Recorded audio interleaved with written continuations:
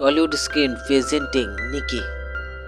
এই গল্প সেই চোরেদের যারা তাদের বুদ্ধির জোরে ও চালাকিতে মানুষদেরকে ঠকায় আর লাখ লাখ টাকা ইনকাম করে, কিন্তু এমন সময় আসে যে তাদেরও জীবন বিপদে পড়ে যায়। গল্প শুরুতে একটা মানুষকে দেখায়, সে রেস্টুরেন্টে বসে খাবার খাচ্ছে, যার নাম নিকি। আর একটা মেয়ে আসে যার নাম জেস। সে একটা মানুষের ভয়ে নিকি টেবিলে বসে যায় আর তাকে বলে যে 5 মিনিটের জন্য আমার বয়ফ্রেন্ড হবে, আমি একটা বিপদে পড়ে গেছি। এতে নিকি রাজি হয়ে যায়। তারপর তারা গল্প করতে থাকে। জেস তাকে আকর্ষিত করে, তারপর হোটেলের রুমে যায়। যখন তারা দুজন মিলে যায় তখন এখানে একজন গান নিয়ে আসে নিকির দিকে টার্গেট করে। জেস বলে, এ আমার সাইকো হাজব্যান্ড বটে, তুমি এখান থেকে চলে যাও। নিকি বলে, আমি এখান থেকে যাব না, আর আমার রোগ আছে, আমি চাই যে এ আমাকে মেরে দেখ। আর জেস বুঝতে পারে যায় যে সে আমাদের প্ল্যান বুঝতে পেরে গেছে, আর তার পার্টনারকে বলে যে এর আর আমাদের দরকার নেই। এ বুঝতে পেরে গিয়েছে যে আমরা এর কাছ থেকে লুটতাম। তাদের দুজনের কাজ হলো যে মানুষকে জালে ফাঁসানো, তারপর লুটা। নিকি যখন যায় তখন তাদেরকে বলে কখনো ফোকাস হারাবে না, আর আমার কোনো রোগ নেই, এই বলে সেখান থেকে চলে যায়। এরপর তার সঙ্গে জেসও চলে আসে। নিকি জেসকে ড্রিঙ্ক অফার করে, তারাও গল্প করে। এখানে জেস জানতে পারে যে নিকি তাদের মতো চোর, তাদের থেকে নিকি লেভেল অনেক উপরে। কথায় কথায় নিকি জেসে কিছু জিনিস নিয়ে নেয়, সে বুঝতে পারে না। এতে জেস অনেক ইমপ্রেস হয়ে যায়। সে নিকিকে বলে যে আমি তোমার টিমে জয়েন হতে চাই, কিন্তু নিকি এক্সপার্ট ছাড়া নেয় না। সে বলে আমি তোমার টেস্ট নেব, আর তাকে তাদের টিমের সঙ্গে পরিচয় করায়। তারপর তারা সবাই এক জায়গায় যায় যেখানে অনেক দামি দামি লোক ঘুরতে আসে। তারা সেইখানে চালাকি করে দামি দামি জিনিস চুরি করে নেয়। এখন জেস তাদের টিমে জয়েন হয়ে গেছে। তারা যখন রাতে চুরি করা জিনিস সব এক জায়গায় জড়ো করছে, তখন একটা নেকলেস জেস খুব ভালো লাগে, সে সেটা রাখতে চায়, কিন্তু নিকি বারণ করে দেয়। সে বলে কখনো চুরি করার জিনিস আমরা রাখি না। জেস আস্তে আস্তে নিকিকে ভালো লাগে। নিকি জেসকে থাকার জন্য একটা ফ্ল্যাট দেয়। জেস আরও খুশি হয়ে যায়। পরের দিন জেস নিকির এক ফ্রেন্ডের সঙ্গে যায়, সেখানে অনেক বড় বড় লোক থাকে। তখনই নিকির ফ্রেন্ড বুকের ব্যথার অভিনয় করে, সে পড়ে যায়, কিন্তু সে অভিনয় করতে থাকে। আর সব লোকেরা যখন তার ফ্রেন্ডের উপর তাকিয়ে থাকে, ফোকাস করে, তখন নিকির গ্রুপ তাদের দামি দামি জিনিস চুরি করতে থাকে। এবার তারা সব চুরি জিনিস বিক্রি করে দিয়েছে। নিকি বলে যে তোমরা সবাই বাড়ি চলে যাও, আমি তোমাদের ভাগ তোমাদের বাড়িতে পৌঁছে দেবো, আর এই ফ্ল্যাটে আমাদের আর কখনো দেখা হবে না। আর নিকির এক ফ্রেন্ড বলে যে তুমি এই টাকা জুয়া খেলো না। নিকি বলে চিন্তা করো না, আর সবাই চলে যায়। তারপর দিন নিকি টাকা ব্যাগ নিয়ে আর তার সঙ্গে জেসকে নিয়ে খেলা দেখতে যায়। সেই খেলা জেসের ভালো লাগে না, এই জন্য নিকি জেসকে খুশি করার জন্য তার সঙ্গে বাজি লাগায়। একটা মেয়ে সিট থেকে উপর দিকে আসছে। নিকি বলে যে মেয়েটির দিকে 8জন লোক তাকাবে, কিন্তু জেস বলে না, 5 থেকে 6 জন তাকাবে। আর তাদের পাশে এক বিজনেসম্যান বসে থাকে, সে বলে আমি এই বাজিতে আছি, আর সে $100 বাজি লাগায়। আর যখন সে মেয়েটি উপর দিকে আসে তখন তাকে 5 জন দেখে। এতে জেস বাজিতে জিতে যায়। বিজনেসম্যান নিকির সঙ্গে আরও বাজি লাগাতে চায়। নিকি তার সঙ্গে $500 বাজি লাগায়, এতে বিজনেসম্যান জিতে যায়। নিকি আর বাজি লাগাতে চায় না, কিন্তু বিজনেসম্যান তাকে বাজি লাগানোর জন্য উৎসাহিত করে। নিকি এইবার $5000 বাজি লাগায়, এতে বিজনেসম্যান জিতে যায়। বিজনেসম্যান বলে যে আমরা আবার বাজি লাগাই, এখানে একটা প্লেয়ার বল পাস করবে। এতে বিজনেসম্যান বলে যে এই প্লেয়ার বল ভালো করে পাস করতে পারবে। নিকি বলে হ্যাঁ। এতে জেস নিকিকে বলে যে আর বাজি লাগাতে হবে না, কিন্তু নিকি বাজি লাগিয়ে দেয়। সে দেখে প্লেয়ারটা ভালো করে বল পাস করতে পারে না। এতে বিজনেসম্যান আবার জিতে যায়, কিন্তু এতে নিকি অনেক রেগে যায়। বিজনেসম্যানকে বলে এবার আমরা $50,000 বাজি লাগাবো। এতে রাজি হয়ে যায়, আর এই বাজি সে আবার হেরে যায়। এতে নিকি আরও রেগে যায়।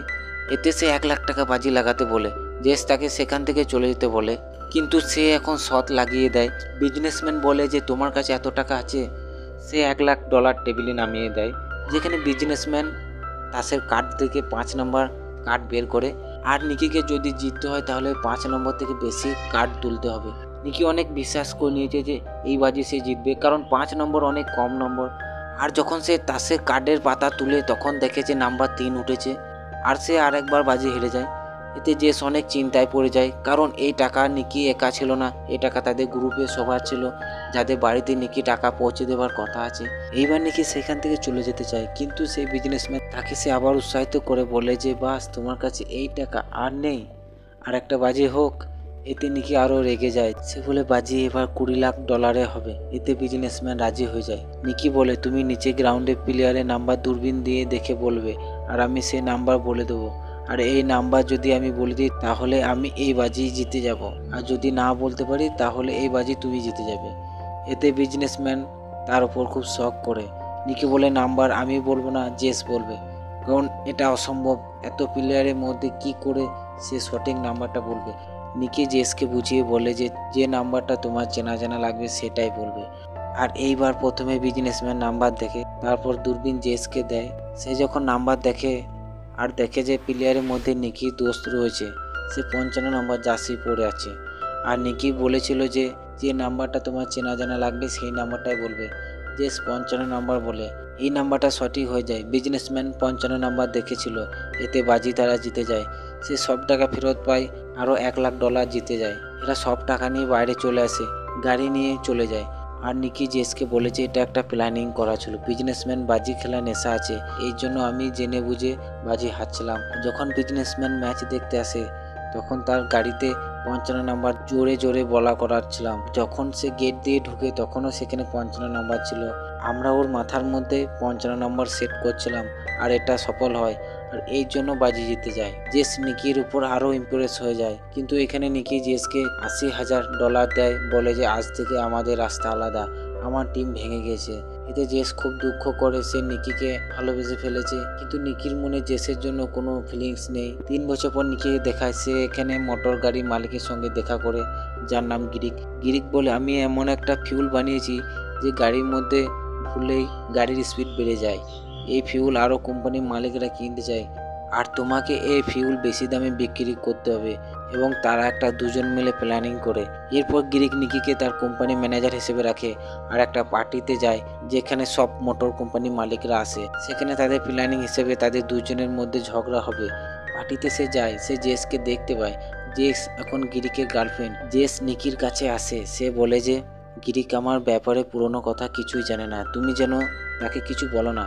এতে নিকির অনেক রাগ হয়ে যায়, গিরিকের উপর সে হামলা করে দেয়। এটা তাদের প্ল্যান হিসেবে, যেখানে সব মোটর কোম্পানির মালিকরা দেখে, আর পার্টি থেকে নিককে বের করে দেওয়া হয়। তারপরের দিন সে অন্য কোম্পানির মালিকের সঙ্গে দেখা করে।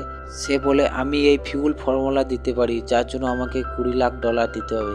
এতে সে হ্যাঁ করে দেয়। এরপর জেসকে দেখায় তার কাছে নিকির এক ফ্রেন্ড আসে। সে বলে আজ থেকে 3 বছর আগে নিকি তার জীবন থেকে চলে যায়, কিন্তু এই 3 বছরে সে জীবনে অনেক দুঃখ পায়, তোমাকে অনেক ভালোবাসে। এই বলে সে জেসকে একটা বক্স দেয়। সে যখন বক্স খুলে দেখে আজ থেকে 3 বছর আগে যে নেকলেসটা সে পছন্দ করেছিল, আর নিকি বলেছিল যে আমরা চুরি করা জিনিস কাছে রাখি না। এইবার সে সেই নেকলেসটা পরে নেয়। জেস নিকিকে সে এখনো ভালোবাসে। পরের দিন নিকি অন্য কোম্পানির মালিকের কাছে যায়, সেখানে 30 লাখ ডলারে সে ফিউল ফর্মুলা বিক্রি করে দেয়। এরপর সে আরো অনেক কোম্পানির মালিককে সে এই ফর্মুলা বিক্রি করে দেয়।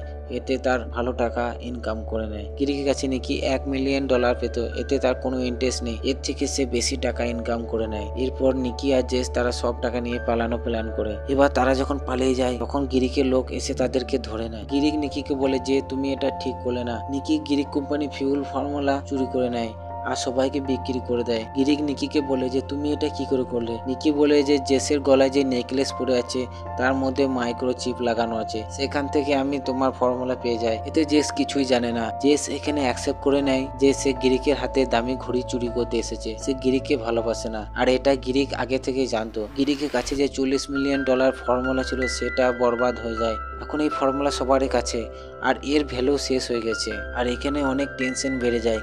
আর গিরিকের যে হেড সে বন্দুক বের করে নিকিকে শ্যুট করে দেয়। গিরিক বলে তুমি এটা কি করলে, টাকা তো আমি আবার ইনকাম করে নেব, যদি এখানে পুলিশ জানতে পারে তাহলে আমি ফেঁসে যাব।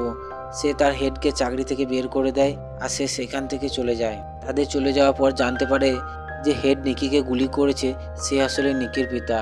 আর সে এইসব জেনে নিকির বুকের সাইডে গুলি করে, যাতে নিকি বেঁচে যাবে। আর গিরিক ভাবে যে নিকি মরে যাবে। এখানে নিকি বেঁচে যায়, আর তারা 3 জন মিলে সেখান থেকে চলে যায়, আর সব টাকা নিকির পিতা নিয়ে চলে যায়। আর তাদের কাছে আর কিছুই নেই। তারা 2 জন মিলে হসপিটাল যায়, আর দেখে যে জেসের হাতে সেই গিরিকের দামি ঘড়ি রয়েছে, যে সেই ঘড়ি নিয়ে নিয়েছে। এতে তারা 2 জনে খুব খুশি হয়ে যায়। আর এই গল্প এইখানেই শেষ হয়ে যায়। আশা করি এই গল্পটা তোমাদের অবশ্যই ভালো লাগবে।